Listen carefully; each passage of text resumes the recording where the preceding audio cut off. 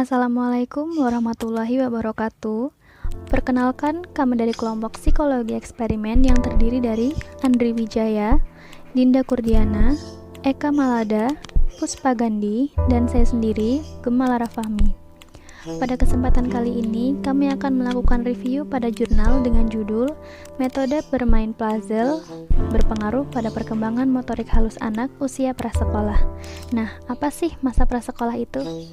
Jadi, masa prasekolah merupakan masa peningkatan perkembangan motorik halus anak dengan kisaran usia 3-6 tahun. Hal ini ditandai dengan adanya perkembangan motorik halus seperti menulis dan menggambar. Proses pematangan menghasilkan proses perkembangan yang sama pada setiap anak, hanya saja dalam pencapaiannya anak memiliki kecepatan yang berbeda-beda. Perkembangan motorik halus anak pada masa prasekolah menjadi lebih halus dan terkoordinasi dengan baik dibandingkan dengan masa bayi, karena anak telah melakukan banyak kegiatan dengan motorik kasar yang lama-kelamaan akan membawa anak kepada kegiatan yang mendorong anak untuk melatih motorik halusnya. Menurut WHO, 5-25% anak mengalami gangguan motorik halus, dan menurut Departemen Kesehatan Republik Indonesia, pada tahun 2006 terdapat 16% balita di Indonesia mengalami gangguan perkembangan, baik motorik halus maupun motorik kasar, gangguan pendengaran, kecerdasan kurang, dan keterlambatan bicara. Ada beberapa penelitian yang dilakukan sebelumnya dalam rangka mengetahui tingkat motorik anak, yaitu 1. Penelitian oleh Lilis Makfuroh pada tahun 2017 di TK Sumur Genuk, Babat, Lamongan, dan dihasilkan 13 anak mengalami perkembangan motorik halus suspek dari 42 anak, sedangkan pada penelitian Lilis yang lain di TK Dharma Wanita Kanor Bojonegoro didapatkan 16 dari 44 anak mengalami perkembangan motorik halus suspek. Penelitian selanjutnya yaitu oleh Afifuddin pada tahun 2014 dan didapatkan bahwa sebagian besar anak belum mampu untuk menggerakkan jari tangan dengan luas maupun kemampuan untuk menggenggam benda dengan baik. Yang ketiga, penelitian oleh Labonati pada tahun 2013 dengan menggunakan metode pemberian tugas pada kelompok B di TK Al Khairat lalu didapatkan hasil bahwa kemampuan motorik halus anak meningkat setelah diberikan penugasan dari siklus 1 ke siklus 2. Yang keempat, survei awal di TK Surya Baru Desa Ploso Wahyu Lamongan didapatkan 12 anak yang memiliki perkembangan motorik halus normal sejumlah 7 anak dan 5 anak lainnya memiliki perkembangan motorik halus suspek. Faktor yang menyebabkan keterlambatan perkembangan motorik halus pada anak yaitu 1. Kelainan tonus atau berupa penyakit neuromuskular, 2. Anak dengan cerebral palsy berupa keterbatasan perkembangan motorik halus akibat spasitas, ataksia atau hipotonia. Yang ketiga, kelainan sumsum tulang belakang yang dapat menyebabkan keterlambatan pada motorik anak. Yang keempat, jenis penyakit neuromuskular yang memperlihatkan keterlambatan dalam kemampuan berjalan. Yang kelima, faktor lingkungan. Nah, pada faktor lingkungan ini contohnya anak tidak memiliki kemampuan atau kesempatan untuk belajar seperti sering digendong dan sering diletakkan di baby walker sehingga anak kurang memiliki kemampuan eksplorasi. Yang keenam yaitu faktor kepribadian. Metode bermain puzzle berpengaruh pada perkembangan anak usia prasekolah karena dengan bermain puzzle akan membantu anak dalam mengkoordinasikan gerak mata dan tangan anak. Hal ini tanpa disadari akan memicu motorik halus berkembang pada anak dengan baik. Puzzle juga mendorong anak untuk mengenali persamaan seperti bagaimana warna yang satu sesuai dengan corak yang sama di potongan yang lain. Melalui puzzle, anak juga akan memahami bahwa suatu objek tersusun dari hal yang kecil dan membantu anak untuk mengerti cara mengombinasikan unsur-unsur yang berbeda. Baik, untuk penjelasan selanjutnya mengenai metode penelitian akan dijelaskan oleh Eka Malada. Assalamualaikum warahmatullahi wabarakatuh. Saya akan melanjutkan penjelasan terkait metode penelitian dari jurnal ini. Nah, jadi teman-teman, metode yang digunakan dalam penelitian ini ialah one group pre-post test desain tanpa kontrol. Nah, maksudnya ialah dalam penelitian eksperimen kali ini hanya terdapat satu grup saja, hanya ada satu kelompok subjek, yaitu kelompok eksperimen tanpa adanya kelompok kontrol. Nah, untuk kelompok eksperimen dalam jurnal ini, peneliti akan melakukan 2 kali observasi, teman-teman. Nah, observasi yang pertama itu sebelum dilakukannya intervensi kepada anak, dan yang setelahnya ialah observasi yang dilakukan setelah diberikannya intervensi atau perlakuan kepada anak-anak tersebut. Nah, selanjutnya penelitian ini dilakukan selama 1 bulan.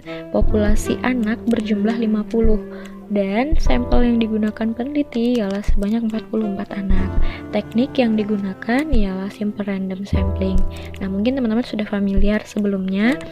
Nah, jadi teknik ini merupakan teknik penentuan subjek secara acak pada satu populasi di mana semua subjek memiliki kesempatan yang sama untuk menjadi sampel dalam suatu penelitian. Selanjutnya, ada instrumen yang digunakan yaitu instrumen DDST atau Denver Development Screening. Nah, di DDST ini terdapat 4 sektor di mana ada motorik halus, motorik kasar, bahasa, dan personal sosial. Nah, pada penelitian ini, peneliti ingin melihat perkembangan motorik halus pada anak. DDST merupakan alat bantu untuk menilai tingkat perkembangan anak di mana usianya sesuai dengan tugas untuk kelompok umurnya pada saat melakukan tes. DDST ini dapat digunakan untuk memonitoring dan menilai perkembangan bayi atau anak dengan resiko tinggi adanya penyimpangan atau kelainan perkembangan secara berkala. Dan teman-teman perlu kita ketahui bersama bahwa DDST ini bukan salah satu tes IQ, melainkan tes yang memang digunakan untuk memantau perkembangan anak secara aspek perilaku sosial, motorik halus, motorik kasar, dan bahasa. Sekian penjelasan dari saya. Mungkin selanjutnya untuk hasil dan pembahasan akan disampaikan oleh teman kita juga. Terima kasih. Wassalamualaikum warahmatullahi wabarakatuh. Baik, untuk pembahasan pada tabel pertama, seperti yang teman-teman udah lihat, di samping dapat dijelaskan bahwa sebelum diberikan metode bermain puzzle didapatkan sebagian besar 59% perkembangan motorik halus normal. Perkembangan motorik halus yang normal yaitu anak diberikan stimulasi yang mana anak dapat melakukan kemampuan perkembangan motorik halus sesuai dengan usianya, seperti halnya menggunting, memotong, menyusun balok, menggambar, serta anak dapat bertumbuh dan berkembang secara optimal. Dan dengan banyaknya pengetahuan yang dimiliki orang tua, maka meningkatkan peran orang tua dalam menstimulasi anak. Teori yang diberikan Noto Atmojo 2010 bahwa semakin bertambah umur, peran dan pengalaman yang dimiliki seseorang juga bertambah pada aspek fisik dan mental. Perubahan pada fisik terjadi akibat pematangan fungsi organ, dan pada aspek psikologis atau mental, taraf berpikir seseorang semakin matang dan dewasa, matang dalam berpikir dan bekerja. Baik, saya akan melanjutkan tabel kedua. Tabel kedua ini perkembangan motorik anak sudah makin meningkat setelah diberikan bermain puzzle. Normalnya hingga 88,4%, suspeknya itu meningkat menjadi 13,6%. Nah, perkembangan motorik halus anak prasekolah dapat dipengaruhi oleh faktor bisa jenis kelamin atau usia anak. Nah, dalam penelitian ini dijelaskan bahwa kebanyakan subjek ini adalah perempuan, sebanyak 24 anak atau 54,5%.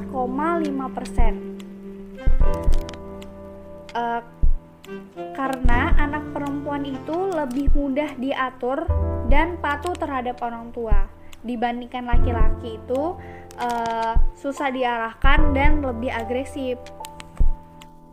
Selanjutnya saya akan membahas tentang tabelan 3 tentang mencakup tabel yang pertama dan yang kedua, dan juga membahas tentang tujuan dari metode ini dan manfaatnya.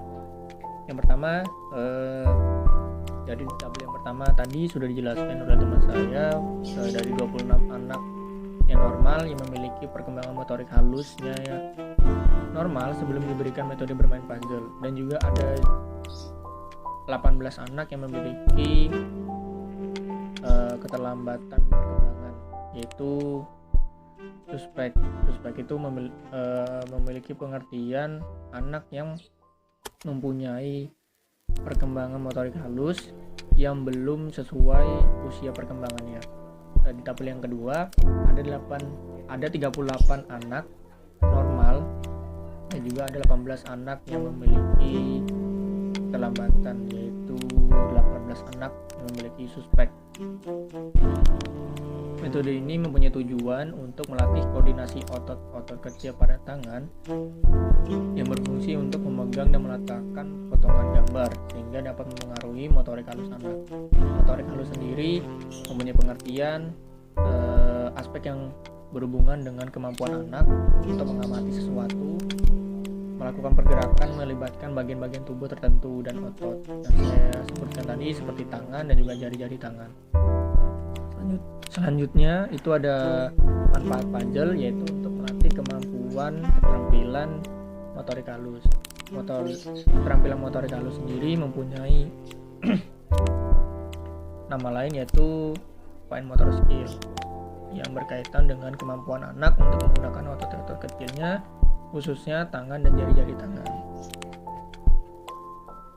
Dengan demikian dikatakan bahwa metode bermain puzzle ini sangat bermanfaat untuk anak prasekolah yang mengalami perkembangan suspek, sangat berpengaruh untuk meningkatkan perkembangan motorik halus anak pada anak prasekolah. Semakin sering kita